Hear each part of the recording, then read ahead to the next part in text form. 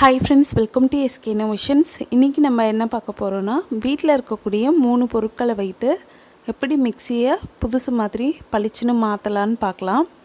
நான் இன்னைக்கு இந்த மிக்ஸி தான் உங்களுக்கு க்ளீன் பண்ணி காட்ட போறேன். பாத்தீங்கன்னா எந்த அளவுக்கு அழுக்கு இருக்குன்னு உங்களுக்கே நல்லா தெரியும். இந்த மிக்ஸியை க்ளீன் பண்றதுக்கு இப்போ ஒரு பவுல்ல 1 ஸ்பூன் அளவுக்கு சமையல் சோடா சேர்த்துக்கிறேன். அது கூடவே பாதி எலுமிச்சை பழத்தோட சாறை நல்லா பிழிஞ்சு விட்டுக்கிறேன். சமையல் சோடால இந்த மாதிரி எலுமிச்சை பழத்தோட சாறு பட்டதுமே இது நல்லா பொங்கி வரும். இப்போ இதை நம்ம நல்லா மிக்ஸ் பண்ணி விட்டுக்கலாம். இப்போ இதை நல்லா மிக்ஸ் பண்ணிட்ட பிறகு வேஸ்ட் டூத் பிரஷாலேயோ இல்லாட்டி ஸ்க்ரப்பராலேயோ நம்ம அந்த பேஸ்ட்டை தொட்டு நல்லா தேய்ச்சி விட்டுக்கலாம். ஸ்க்ரப்பரை யூஸ் பண்ணிங்கன்னா சில டைம்ஸ் மிக்சியில் ஸ்க்ராட்ச் விழுறதுக்கு சான்சஸ் இருக்குது. அதனால் நான் எப்போவுமே ஸ்க்ரப்பர் யூஸ் பண்ண மாட்டேன்.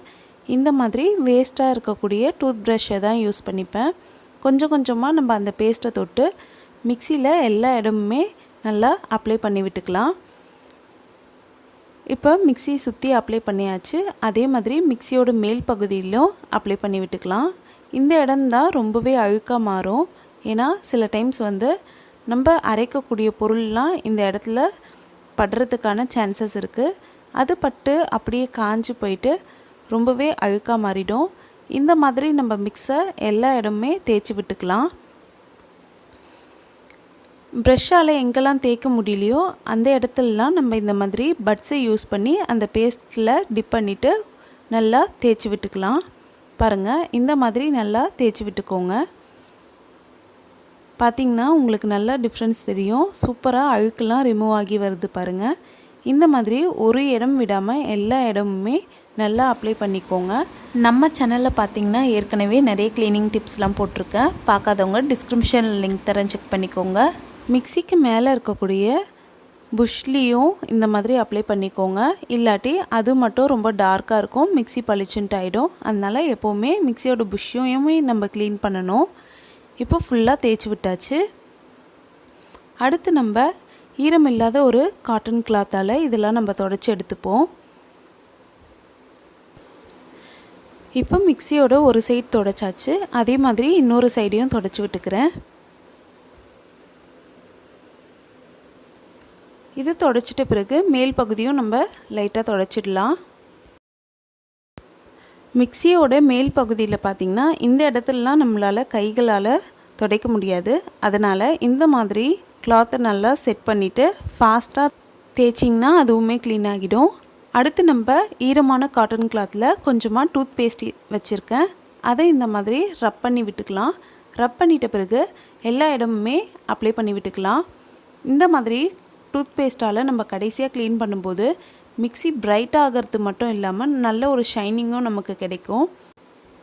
அதே சமயம் எலுமிச்சப்பழ சாரோடு நம்ம பேஸ்ட்டு சேர்த்துட்டோன்னா ஒரு பிசுபிசுப்பு தன்மை எப்போவுமே இருந்துகிட்டே இருக்கும்.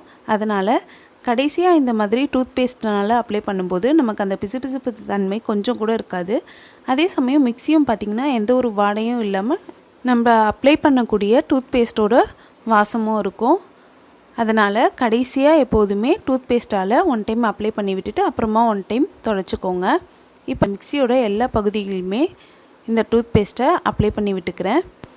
இந்த மாதிரி இடுக்குகள்லாம் பார்த்திங்கன்னா ஒரு 2-3 தடவை நல்லா காட்டன் கிளாத்தை டைட்டாக வச்சுட்டு ஒன் டைம் நல்லா ஃபாஸ்ட்டாக இழுத்திங்கன்னா அழுக்கெல்லாம் கம்ப்ளீட்டாக வந்துடும். இப்போ ஃபுல்லாகவே அப்ளை பண்ணியாச்சு. அடுத்ததாக நம்ம மிக்ஸியோட ஒயரையுமே இந்த மாதிரி தேய்ச்சி விட்டுக்கலாம்.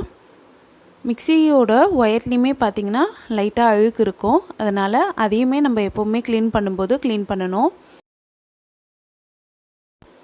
இப்போ மிக்ஸியோட ஒயரையும் நல்லா அப்ளை பண்ணியாச்சு. இப்போ நம்ம ஈரமே இல்லாத காட்டன் கிளாத்தை வச்சு இது ஃபுல்லாகவே நல்லா அழுத்தம் கொடுத்த மாதிரி ஒன் டைம் தொடச்சிடலாம். இந்த மாதிரி பண்ணும்போது கொஞ்சமாக இருக்கக்கூடிய அழுக்கு கூட கம்ப்ளீட்டாக ரிமூவ் ஆகிடும்.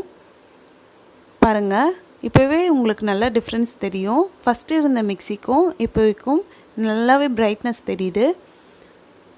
இந்த மாதிரி மிக்ஸி க்ளீனிங் பார்த்திங்கன்னா மந்த்லி ஒன்ஸ் கண்டிப்பாக பண்ணுங்கள். அப்படி பண்ணும்போது உங்களோட மிக்ஸி எப்போவுமே புதுசு மாதிரியே இருக்கும். சப்போஸ் உங்களுக்கு மிக்ஸி சீக்கிரமே அழுக்காகிடுதுன்னா வீக்லி ஒன்ஸ் கூட நீங்கள் க்ளீன் பண்ணிக்கலாம். அப்படி இல்லாட்டி டைம் கிடைக்கும்போது நீங்கள் க்ளீன் பண்ணிக்கலாம். பாருங்கள், இந்த மாதிரி இடுக்குகள்லாம் இந்த மாதிரி துணியை சுற்றி வச்சு நல்லா ஃபாஸ்ட்டாக துடைச்சிங்கன்னா கம்ப்ளீட்டாக அழுக்கெல்லாம் ரிமூவ் ஆகிடும்.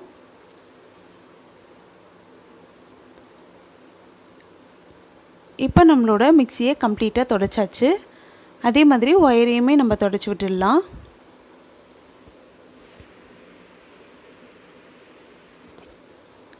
அவ்வளோதான், நம்மளோட மிக்ஸி க்ளீனிங் முடிஞ்சிருச்சு.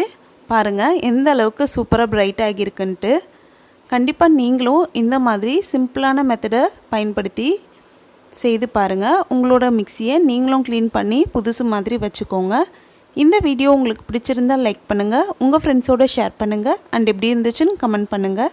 நம்ம சேனலை ஃபஸ்ட் டைம் பார்க்குறீங்கன்னா மறக்காமல் சப்ஸ்கிரைப் பண்ணுங்கள். தேங்க்ஸ் ஃபார் வாட்சிங் ஃப்ரெண்ட்ஸ்.